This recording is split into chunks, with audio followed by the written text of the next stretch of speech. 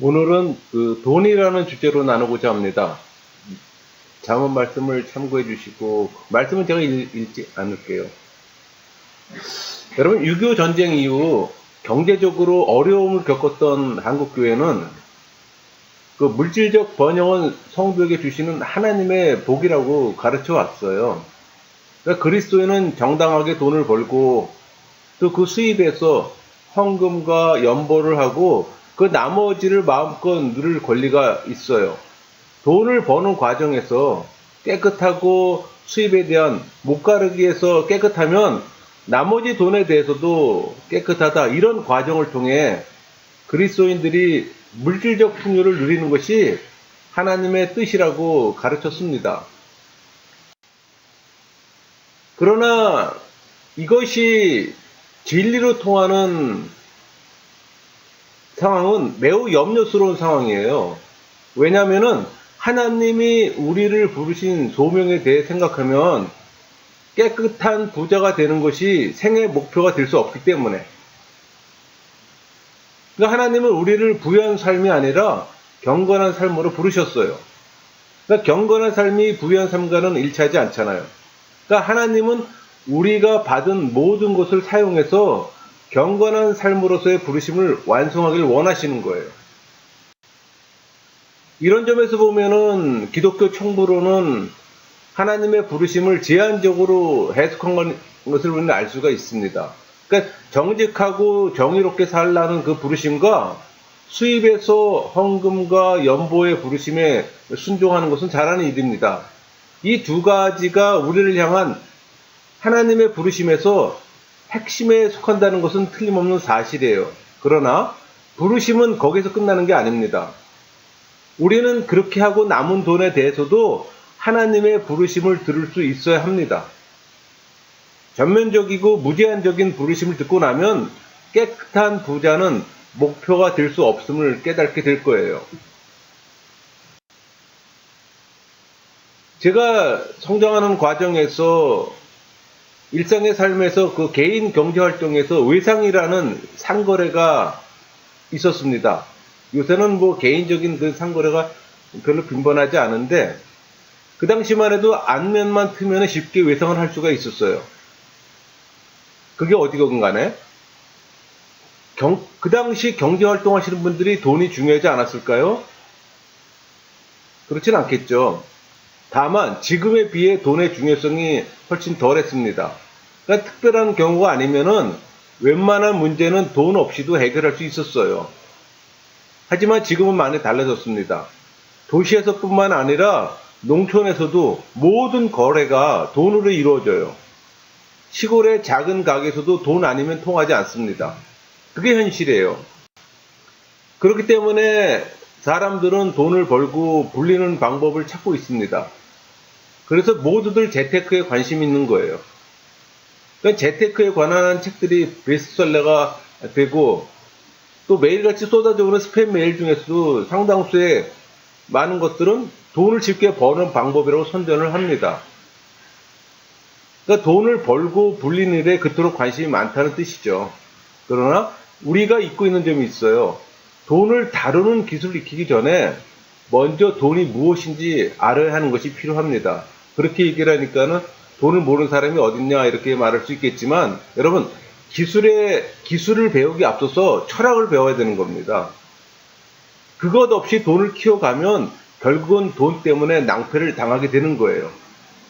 기업도 욕을 먹는 기업이 있잖아요. 그러니까 사회적 책임이나 이런 철학의 개념이 없게 되면은 그냥 돈만 모으는 그런 모습을 보이게 되는 거예요. 그러니까 돈은 우리 삶을 파괴할 수도 있습니다. 돈이 현대인의 삶에서 중요해진 만큼 그것 때문에 당하는 피해도 적지 않아요. 여러분, 돈이 본질적으로 악하다는 것이 성경적 가르침이에요.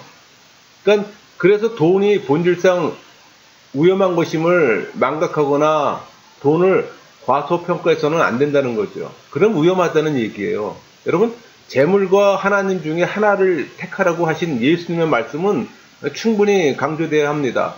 우리 마태복음 6장 24절. 한 사람이 두 주인을 섬기지 못할 것이니 혹 이를 미워하고 저를 사랑하거나 혹 이를 중히 여기고 저를 경히 여김이라. 너희가 하나님과 재물을 겸하여 섬기지 못하느니라. 여기서 예수님은 분명히 둘 중에 하나를 택하라고 하셨지 둘 다 가지라고 하시지 않았습니다. 그 이유를 생각해 보면 첫째는 돈이 끌어들일 수 있는 악한 영적 능력 때문입니다. 이 말은 돈 자체에 귀신이 붙었다는 말이 아니에요. 돈은 사회적 약속에 의해 힘을 가지게 됩니다. 그런데 인간이 그 힘에 예속될 때 그것은 단순한 구매력을 가지는데 그치지 않고 영적 힘을 발휘하게 되는 거예요. 돈은 단순한 중립적 교환의 수단이 아닙니다. 그 자체가 생명을 가지고 있는 힘이 되는 거예요. 그것도 매우 악마적인 성격의 힘이 되는 거죠. 둘째는 인간의 타락한 본성이 돈의 유혹에 매우 취약하기 때문에. 여러분, 하나님은 인간에게 사랑하는 본능을 주셔서 다른 존재와 함께 나누며 살아가도록 만드셨어요. 이 본성대로라면 세상에 많은 사람이 있어도 같이 넉넉하게 살 수 있어요.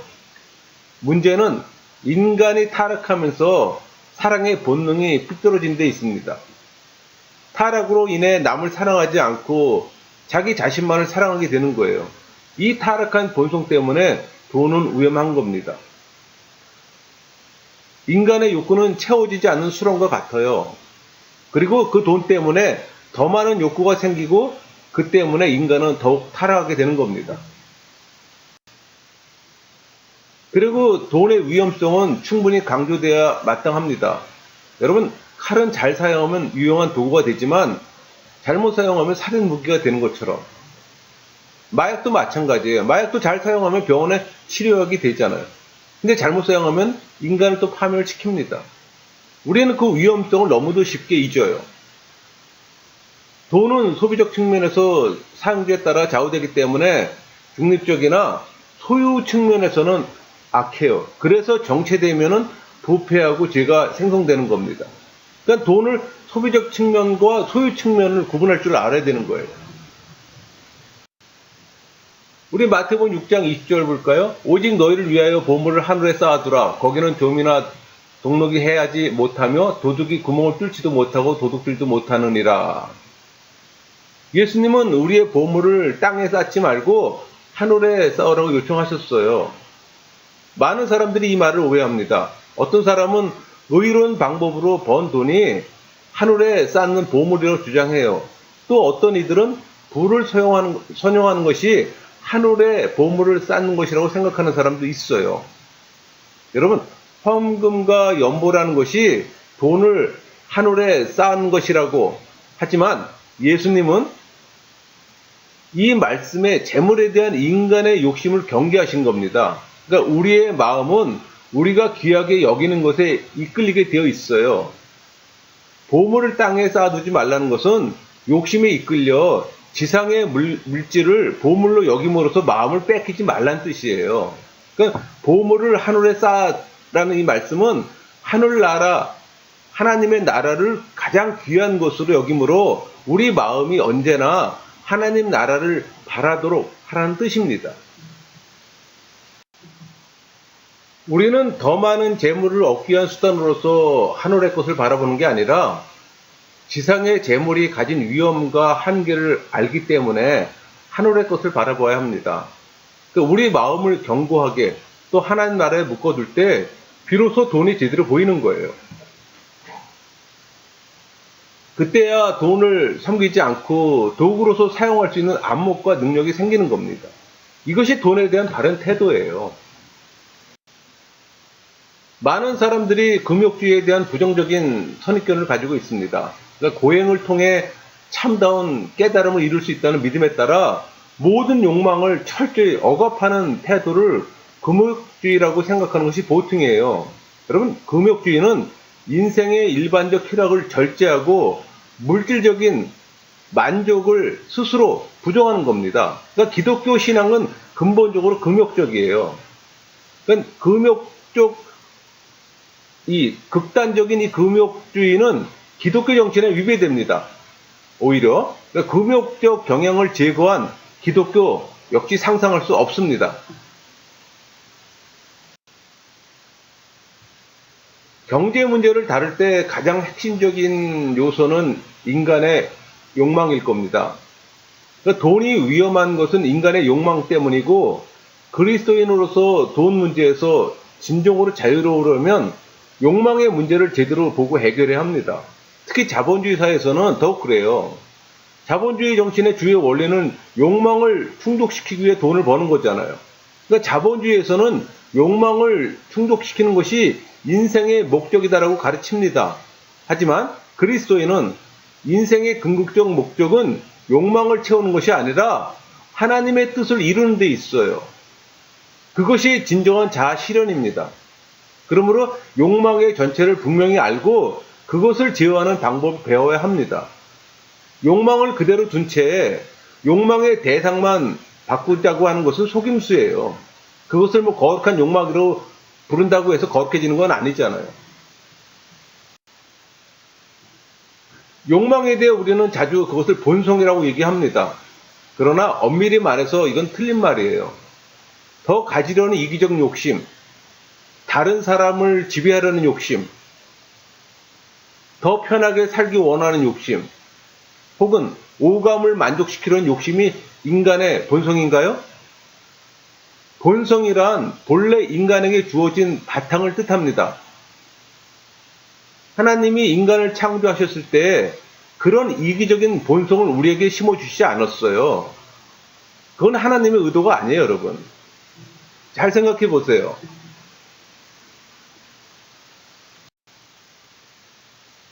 성경에 의하면 그렇지 않습니다. 하나님이 인간을 창조하셨을 때 인간에게는 이기적 욕망이 없었어요. 인간은 하나님의 사랑 가운데 다른 피조물들과 함께 조화를 이루어 더불어 살아가는 거룩한 본성을 가지고 있었습니다.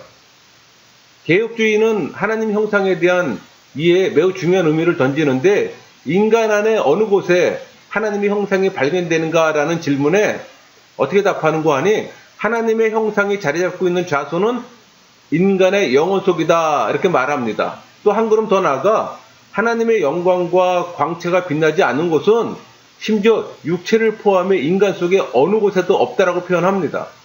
여러분, 하나님의 형상이 온전히 회복될 때 영혼뿐만 아니라 육체도 완전히 또 회복되는 겁니다.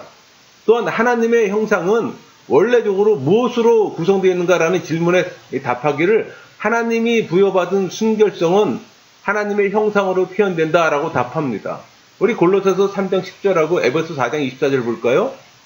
새 사람을 입었으니 이는 자기를 창조하신 이 형상을 따라 지식에까지 새롭게 하심을 입은 자니라. 하나님을 따라 의와 진리와 거룩함으로 지으심을 받은 새 사람을 입으라. 인간 속에 있는 하나님의 형상은 원래 참된 진리, 하나님의 의, 거룩성을 포함합니다. 여기는 욕망이 전혀 개입할 수가 없어요. 그러므로 타락하기 전에는 인간은 완전한 상태로 하나님의 형상을 소유하고 있었으나, 인간의 타락은 이 하나님의 형상에 엄청난 파괴적 영향을 미치게 된 겁니다. 그래서 아담 이후로 이 하나님 형상의 진리, 하나님의 의, 거룩이 파괴된 거예요, 여러분. 근데 이것이 회복되는 거는 중생하고 회심한 크리스찬, 성령 세례 받은 사람이 이 하나님의 형상의 이 부분이 서서히 회복되는 거예요. 그것도 완전한 회복이 아니라 서서히. 물론 우리가 죽어 영화를 이루게 되면 그때는 이제 완전히 회복되는 거죠. 여러분, 이기심은 아담이 하나님을 떠남으로 생겨났잖아요. 아담이 하나님을 떠나자 새로운 삶의 중심이 필요했고, 그 자리를 채운 것이 자아예요. 에고입니다. 자아. 어떤 이는 이기적 욕망과 물질적인 걸로 욕망을 채우려는 경향이 본성이 아니라 타락함으로 생겨난 제2의 본성이라고 말하는 사람도 있습니다. 여러분, 욕망은 인간의 자연스러운 요소가 아니에요. 이기심과 물질적 욕망을 인간의 본성으로 본다면 그 욕망을 위해 사는 삶도 자연스럽게 아름답다고 볼 수는 없습니다. 그러나 욕망은 당연하게 받아들여야 할 본성이 아니라 치료해야 할 질병이에요. 하나님은 그분의 자녀들이 행복하길 원하시지만 이기적 욕망을 채우는 데서 행복을 찾는 것을 원치 않으십니다. 그분과 다시 하나가 되어 삶의 중심에 그분을 모셔드림으로써 그 질병을 근원적으로 또 치료하고 또 이기심과 욕망에서 해방되기를 바라세요. 모든 욕망을 근원적으로 뿌리 뽑는 것이 기독교 영성의 목적은 아닙니다.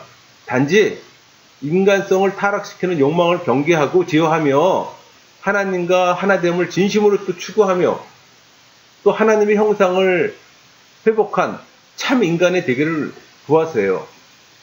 그리고 이러한 열망은 외형적으로는 얼마간 금욕적인 모습으로 또 표현되는 겁니다. 여러분, 식욕은 하나님이 우리 몸에 입력해 주신 좋은 프로그램이에요. 그걸 잘 사용하면 건강을 도모하고 문화를 발전시킬 수 있지만 그것이 식탐이 되면 반드시 건강은 망칩니다. 그러니까 음식 먹을 때는 식욕에 압도되지 말고 몸을 위해, 즉 건강을 위해 먹어야 하는 것이 지혜죠. 돈도 마찬가지예요. 욕망을 충족시키게 돈을 번다면 반드시 그릇된 길로 가게 됩니다. 아무리 돈을 많이 벌어도 욕망은 충족되지 않기 때문에 욕망을 따라 돈을 추구하는 것은 망하는 길입니다. 그러니까 돈을 더 많이 벌기 위해 건강과 가정을 희생시킵니다. 상당수의 많은 사람들이 그래요. 하지만 살기 위해 돈을 구하는 사람은 무한정으로 구하지 않습니다. 필요한 만큼만 있으면 만족할 수가 있는 거예요. 그 수준을 넘어서면 많은 돈이 의미가 없어요. 그래서 그것을 나눌 수 있는 겁니다. 여기도 함정이 있어요. 필요한 만큼이란 이 말, 우리를 속일 수 있습니다. 우리가 하나님과 하나 되어 새로 지어지고 욕망을 제어할 수 있는 단계에 이르게 되면 별 문제가 없어요. 하지만 그렇지 않은 사람들은 필요한 것과 원하는 것을 착각합니다. 여러분, 우리 살림살이를 정직하게 살펴보면은 꼭 필요한 물건들이 그렇게 많지 않아요. 대개가 우리가 원해서 소유하게 된 것들이 많습니다. 이런 의식을 가지고 주변을 보면은 딱한 일이 많아요. 학생들은 책가비가 아까워서 복사를 합니다. 그 반면에 최신형 핸드폰, 여러 가지 부속품을 붙이고 최첨단 전자기기를 가지고 다닙니다. 또 가계부에 짐이 되더라도 남들이 가진 것이면 모두 가지려는 사람도 있어요. 또 어떤 애는 체면과 품위를 유지한다는 명목으로 분수에 맞지 않는 사치를 부리는 사람도 많이 있어요. 그러니까 하나님과의 사귐이 깊어져 욕망을 어느 정도 제어할 수 있게 되면 비로소 눈이 열립니다. 그래서 필요와 욕망을 구분할 수가 있는 거예요. 욕망의 요청을 절제하며 필요에 따라 살아가는 사람이 만족한 삶을 살 수가 있는 겁니다. 그에게는 어느 정도의 돈만 있으면 충분해요. 따라서 그 이상의 나머지 돈에 대해 자유로울 수가 있는 겁니다. 욕망의 문제를 해결하지 않는 한 진정한 만족도 불가능하고 돈에 대해 자유로울 수도 없습니다. 여러분, 내 소비를 줄여서 다른 사람의 어려움을 덜어주는 이 나눔은 내 행복을 감소시켜서 다른 사람의 행복을 증가시키는 것처럼 보여요. 그러나 실제로 이 나눔이란 어느 한편을 가난하게 만들어서 다른 한편을 부유하게 하는 게 아닙니다. 절대 아니에요. 나 자신만을 위해 부를 쌓는 것이 결국은 나와 이웃 모두를 가난하게 만드는 것처럼 나눔은 나와 이웃 모두를 풍요롭게 합니다. 이 진실을 보지 못하면 우리는 진정한 나눔의 기쁨을 경험할 수 없어요.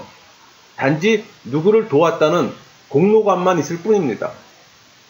진정한 나눔이란 우리를 위해 자신을 비우신 예수 그리스도 안에서 자신을 새롭게 발견하고 그분의 감화력으로 자신을 비우는 거예요. 이로써 우리는 영적으로 깨어나 내 손에 들어온 넘치는 재물이 본래 내 것이 아니었음을 깨닫게 되는 겁니다. 청직이잖아요, 우리는. 영성적 나눔은 부재나 자선이 아니에요, 여러분. 그들의 복이 우연히 내 손에 들어온 것을 깨닫고 제 주인을 찾아 돌려주는 겁니다. 여러분, 다른 사람의 몫을 뺏어서 내가 행복해질 때는 생각은 착각이에요.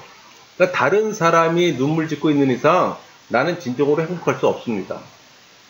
다른 사람이 웃을 때 나도 진정으로 웃을 수가 있는 거예요. 그러니까 나눔은 이러한 생명의 신비를 깊이 인식하고 행할 때 참된 의미를 갖게 되는 거예요. 내 것으로 남을 돕는다는 생각을 버리고 고통받고 눈물 짓는 사람이 내 곁에 있는 한 나 혼자 행복할 수 없다는 생각을 갖고 도와야 합니다. 가끔 평생 가난하게 살면서 번 돈을 모아 대학교에 기증했다는 뉴스를 접해요. 좀 아름다운 뉴스죠. 그분들은 자신을 위해서는 꼭 필요한 만큼의 물질로 만족하면서 돈을 모았던 거예요. 이 저축은 큰 나눔을 위한 저축입니다. 기업과 경우도 마찬가지예요. 창업주가 기업을 일구어 사업으로 번 돈을 저축하는 것은 그 자체가 문제가 되는 게 아닙니다.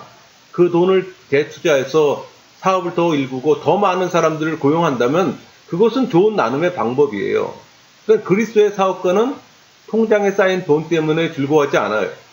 좋은 제품과 그 사업장에 일하는 직원들의 안정된 삶을 보고 기뻐하는 겁니다. 여러분, 그리스도인들의 사업가 중에서 기업의 공개념을 받아들이지 못하는 경우가 많습니다. 그래서 사회적 물의를 일으키는 거죠. 그러니까 자신의 돈과 희생으로 일군 기업이 내 것이라는 생각이 드는 것은 충분히 이해할 수가 있어요. 사실 내 것이라는 애착심 없이는 큰 기업을 만들기가 어렵잖아요. 그러나 그 기업을 자신의 소유로 생각하고 기업의 수익을 모두 자신의 몫이라고 생각하는 것은 큰 잘못입니다. 여러분, 주인의식과 소유욕은 전혀 다른 거예요. 이것은 교회도 그대로 적용됩니다. 교회가 내 것이라는 생각 때문에 세습하는 거예요. 교회는 개인의 소유가 될 수 없다는 건 상식이잖아요. 세습을 하는 사람이나 또 그것을 방관하는 사람이나 다 동일합니다. 사회적 지능이 낮거나 영적 지능이 낮거나 둘 중에 하나일 겁니다.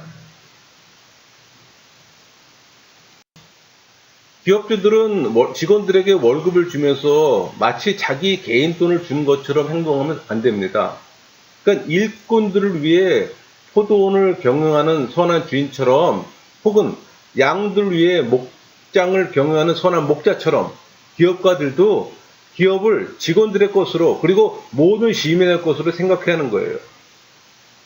기업가들도 다른 직원들처럼 자기 몫의 월급에 만족할 정도로 성숙해야 합니다. 이렇게 말하면 그러면 기업가들이 무슨 재미로 고생하며 사업을 하겠는가 이런 질문하는 사람도 있을 거예요. 얼른 보면 정당한 반론인 것 같지만 이 질문을 뒤집으면 나는 내 욕심을 만족시키기 위해 사업을 하고 있다는 그런 뜻이기도 합니다. 이는 그리스도인 사업가에게는 전혀 어울리지 않는 생각이에요. 그리스도인은 이기심을 만족시키기 위해 살지 않아요. 그들은 하나님께 영광을 돌리고 다른 사람들의 행복을 위해 이바지하는 데서 보람과 기쁨을 얻어야 합니다. 참목자들은 말합니다. 목회자는 군림하는 사람이 아니라고, 섬기는 사람이라고. 그런데 어떤 이들은 이것을 잘못 알아들어요. 아무런 영적 능력도 없이 교인들을 따라다니며 허들의 일이나 도와주는 그런 섬김으로 착각을 한다는 거죠. 목회자는 교인들의 삶 전체에 관심을 가져야 하지만 그렇다고 해서 늘 작업복 입고 교인들의 이삿짐 따라다니는 그건 아니에요. 목회자가 섬기는 자라는 말은 목회자로서 능력과 권세를 교인들의 행복을 위해 사용해야 한다는 뜻입니다. 진정으로 잘 섬기기 위해서는 영적 능력과 권세가 있어야 합니다. 이건 직장인에게도 마찬가지예요. 그리스도인들은 자신의 직장에 제사장으로 임명됐습니다. 그러므로 그리스도인은 맡은 자리에서 잘 봉사하기 위해 그 자리가 요구하는 전문적 실력을 갖춰야 합니다. 한 회사의 사장이 할 수 있는 가장 큰 봉사는 그 회사를 잘 키워 좋은 제품을 사회에 공급하고 사원들이 안정되게 살도록 돕는 거예요. 그러니까 최선의 봉사를 위해 훌륭한 실력을 갖추는 것은 그리스도인에게 매우 중요한 덕목입니다. 과거 수십 년 동안 한국교회는 봉사만을 강조해 왔어요. 열심히 노력해 전문적 자질을 키우는 것을 세상 일로 규정하고 부정적으로 가르치는 교회가 많았습니다. 그 결과 오늘날 작업 현장에서 그리스도인들이 전문가적 탁월성을 발휘하는 예가 별로 많지 않아요. 하지만 현대사회는 갈수록 전문화되고 있잖아요. 사회과학 분야에서 그리스도인들의 탁월한 능력을 발휘해야 합니다. 또 교회는 그것을 적극적으로 격려하고 또 지원해야 하고, 헌신하는 그리스도인들이 교회로만 모이면 이 사회는 어떻게 됩니까? 여기서 매우 조심할 게 있어요. 그렇게 키운 실력이 하나님께 영광 돌리고 이웃에게 봉사하는 섬김의 도구로 사용하지 않고 개인의 입신양명의 도구로 오용될 수 있기 때문에 이것은 돈의 문제처럼 속기 쉽습니다. 선한 일을 위해 필요하다는 명목으로 또 돈을 추구하다 보면 그 돈의 마력 때문에 어느새 자신의 욕심을 채우는데 그 마음을 쓰게 됩니다. 실력도 그와 같은 함정을 가지고 있어요. 그것은 우리 본성에 깊이 뿌리박은 권력에 대한 욕망 때문에. 여러분, 실력을 배양하는 것은 마땅히 해야 할 일입니다. 하지만 그것이 높아지고자 하는 욕구를 채우는 데 사용한다면 그 실력은 돈과 같이 인생을 파멸로 이끌 수도 있어요. 숨은 곳에서 헌신적 봉사를 하다가 매스컴에 노출되어 하루아침에 유명인사로 뜨는 사람들 자주 봅니다. 목회자들도 마찬가지예요. 그들은 유명해지기 위해 일하지 않았지만은 뜨고 나면 변질되는 경우가 허다합니다. 초심을 잃는다는 얘기죠. 이것은 우리가 권력 혹은 유명세에 얼마나 취약한가를 보여줍니다. 그러니까 악한 본성이 죄의 지배를 받는 결과물이에요. 그러니까 예수님은 잘 섬기기 위해 전문가적 실력을 쌓는 일은 찬성하시지만 더 높아지고 또 강해지고 부유해지기 위해 실력을 쌓는 일은 찬성하지 않으셨어요. 그러니까 예수님은 우리가 사회적 지위와 권력을 추구하는 일에 마음 뺏기기를 원치 않으셨던 겁니다. 준비된 실력을 사용해 봉사할 때 하나님은 그에 맞는 자리에 우리를 알아서 채워주실 겁니다. 여러분, 그 경쟁의 근본적 원인은 다른 사람을 앞지르려는 욕망입니다. 하지만 그리스도인들은 성령의 은혜 안에서 타락한 본성을 벗어버리고 새로운 덕을 쌓아가는 사람들이에요. 그러므로 그리스도인들이 경쟁심을 당연한 것으로 인정하고 경쟁에 참여하는 것은 어울리지 않아요. 그 본성을 제어해서 경쟁 체제 안에서 협력하고자 노력하는 것이 그리스도인들의 올바른 자세입니다. 그렇다고 그리스도인들이 시험을 거부해야 한다는 뜻은 아니에요. 학생의 경우 시험에 대한 경쟁적 태도를 협력적 태도로 바꾸라는 뜻입니다. 남을 떨어뜨리고 내가 붙자는 의도가 아니라 자신의 실력을 확인하고 그에 합당한 자격을 얻고자 애쓰란 뜻입니다. 이렇게 생각을 바꾸면 함께 응시하는 사람들을 경계하거나 적대시하지 않게 됩니다. 회사하는 경우는 어떨까요? 승진을 아예 포기하는 뜻이 아닙니다. 경쟁에서 이기는 것을 목표로 삼지 말라는 뜻이에요. 자신의 업무에 최선을 다함으로써 인정받고 승진해야지 다른 사람을 적으로 생각하고 그를 넘어뜨리고 올라서려 한다는 이 생각은 잘못된 거죠. 그러니까 경쟁이 우리의 능력을 개발시킨다는 말은 어느 정도 사실이지만 그로 인한 그 피해가 더 커요. 뿐만 아니라 인간의 능력은 경쟁을 통해서만 개발되지도 않습니다. 여러분, 과학자들이 경쟁심으로 물건을 발명했습니까? 미술가가 경쟁심으로 대작을 남겼습니까? 음악가는? 여러분, 놀랍게도 인류사의 큰 족적을 남긴 인물들은 성장 과정에서 경쟁에 실패한 인물들이 다반사였습니다. 그들은 일찌감치 경쟁에서 패배한 후에 자신이 좋아하는 일에 몰두해서 놀라운 일을 이뤄냈던 거예요. 경쟁이 가장 심한 스포츠에서도 진정으로 위대한 선수는 자신의 경쟁자는 자기 자신을 깨달았던 사람입니다. 그들은 누구를 이기기 위해서가 아니라 자신의 한계에 도전하기 위해서 노력했던 겁니다. 또 그 결과물이 우승이 주어진 거고. 여러분, 경쟁심을 버리고 낮은 곳을 찾아가는 자세는 패배의식이 아니에요. 공무원이 승진을 목표로 삼지 않고 봉사를 목적으로 최선을 다하는 것은 패배주의가 아닙니다. 회사원이 더 높아지는 일에 마음을 두지 않고 섬기는 일에 최선을 다하는 것도 패배주의가 아니에요. 오히려 자기 부정입니다. 자기 부인인 거예요. 깊은 차원에서의 궁극적 승리를 믿는 사람만이 그렇게 행동할 수가 있는 겁니다. 여러분, 그리스도인은 삶의 목적과 목표를 분명히 해야 합니다. 다른 사람과 싸워 이기는 것이 아니라 다른 사람과 함께 살아가는 겁니다. 다른 사람보다 더 강해지는 게 아니라 함께 약함을 극복하는 거예요. 다른 사람보다 더 높아지는 것이 아니라 모두가 같아지는 것을 위해 노력해야 합니다. 그러니까 주의 능력을 힘입어 승리하는 것이 목적이 아니라 주의 능력으로 높아지려는 욕구를 버리고 섬기는 것이 필요합니다. 제가 좋아하는 단어가 있어요. 섬김의 리더십. 여러분, 웨스트민스터 소위리 문답 첫 번째 항이 뭔지 아세요? 사람이 제일 되는 목적이 무엇인가라는 질문에 사람의 제일 되는 목적은 하나님을 영화롭게 하는 것과 영원토록 그를 즐거워하는 겁니다. 이 얘기는 무슨 얘기고 하니 하나님의 이름을 드러내는 거. 하나님을 영화롭게 한다는 건 하나님을 드러내는 거예요. 그 드러낸 하나님의 이름을 즐거워하는 겁니다. 삼위 하나님 이름만 들어도 즐거운 거예요, 여러분. 여러분의 신앙생활에서 하나님의 이름만 드러내도 마음이 웅크려지고 기쁨이 샘솟는 그런 걸 경험하셔야 되는 거예요. 여러분, 인간 행동의 동기를 깊이 캐고 들어가면은 결국 힘에 대한 욕구라는 최종적 근원을 발견하게 됩니다. 우리가 추구할 참된 힘이 무엇이며 그것을 어떻게 얻어야 할 것인가? 이라는 질문은 인간 실존의 핵심을 묻는 질문이기도 해요.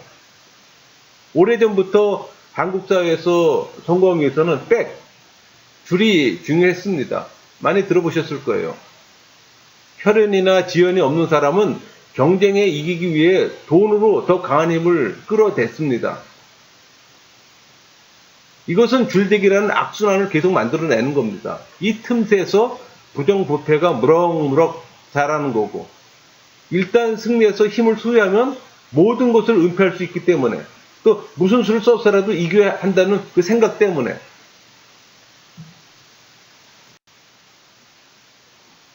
참으로 안타까운 일은 그리스도인들조차도 예수님의 가르침을 망각하고 맹목적으로 힘을 추구하고 줄대기에 참여해 왔다는 점입니다.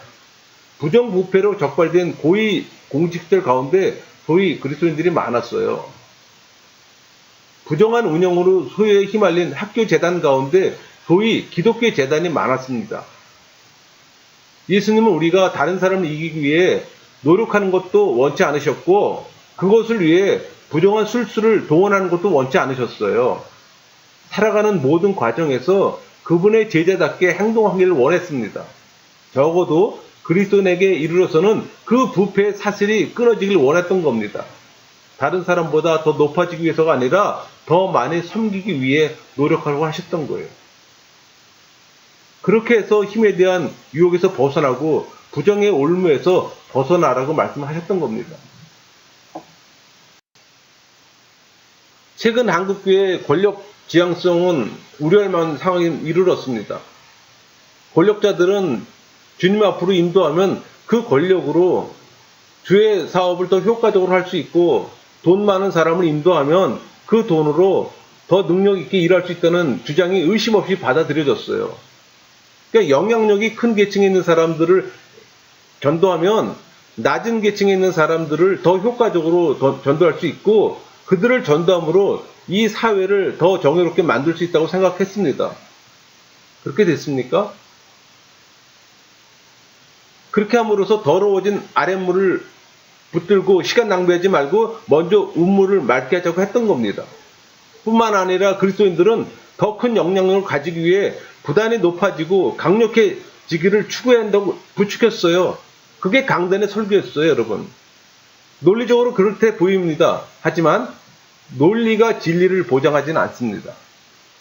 인간적인 시각에서는 우물을 맑게 하는 것이 더 효과적으로 보이지만 하나님의 시각에서는 그렇지 않아요. 우리 고린도전서 1장 27절에서 29절을 볼까요? 그러나 하나님께서 세상에 미련한 것들을 택하사 지혜 있는 자들을 부끄럽게 하려 하시고 세상의 악한 것들을 택하사 가난한 것들을 부끄럽게 하려 하시며 하나님께서 세상의 천한 것들과 멸시받는 것들과 없는 것들을 택하사 있는 것들을 폐하려 하시나니 이는 아무 육체도 하나님 앞에서 자랑하지 못하게 하려 하심이라. 이것이 하나님의 방법입니다. 설사 운물을 맑게 하여 아랫물을 더 빨리 더 쉽게 정화시킬 수 있다 해도 그 결과로 우리는 교만의 함정에 빠집니다. 어떤 일이 이루어졌을 때 하나님의 공의를 인정하지 않고 자기 돈이나 권력 때문에 라고 생각하는 경우가 다반사잖아요. 하나님은 이것을 원치 않으셨던 거예요. 왜? 교만은 패망의 선봉이기 때문에. 여러분, 나무를 건강히 하려면 뿌리부터 견고하게 해야 했잖아요. 높은 데를 쳐다보지 말고 낮은 곳을 보아야 합니다. 거름을 주고 물을 주고 잡초를 뽑아내줘야 합니다. 그래야 나무 전체가 건강해지고 좋은 열매를 맺을 수 있어요. 마찬가지로 우리 사회가 건강해지려면 높은 사람보다는 낮은 사람에게 더 공을 들이는 것이 바람직합니다. 그래서 주님은 낮은 데로 임하셔서 낮은 사람들 위해 일하셨어요. 마땅히 교회도 그렇게 해야죠. 여러분, 요한계시록은 전통적으로 종말론적 사상을 가진 사람들이 가장 애용하는 책입니다. 또 돈과 권력을 무력화시키는데 잘못 인용되기도 합니다. 최후 승리와 혹독한 징벌을 그리고 있기 때문에 인용하고 활용하기 편해요. 어떤 이들이 영광을 받고 어떤 이들에게는 불같은 진노가 임합니다. 반대로 돈과 권력을 진 그리스도인들은 이 비전을 잘못 이해해서 하나님의 심판의 대리자로 자처하는 경우들이 있어요. 역사적으로 본다면 십자군 전쟁이 아마 대표적일 겁니다. 이 십자군 전쟁을 포함한 대부분의 종교 전쟁은 이런 전투적 열심에서 비롯된 겁니다. 이것은 요한계시록을 잘못 읽은 거예요. 잘못 해석한 겁니다. 요한계시록의 메시지는 하나님을 대신해 칼을 들어 악한 자를 징벌하는 것이 아니라 우리 주님은 죽임당하신 어린 양이다. 그걸 주는 메시지예요. 그분은 로마 힘 앞에서 무력하게 죽임을 당하셨습니다. 하지만 그 무력함 때문에 그분은 참된 힘을 하나님으로부터 부여받으셨어요. 우리 주님은 죽임을 당하심으로 살림을 받으셨고 낮아지심으로 높아지셨고 무력해짐으로 참된 힘을 받으셨던 겁니다.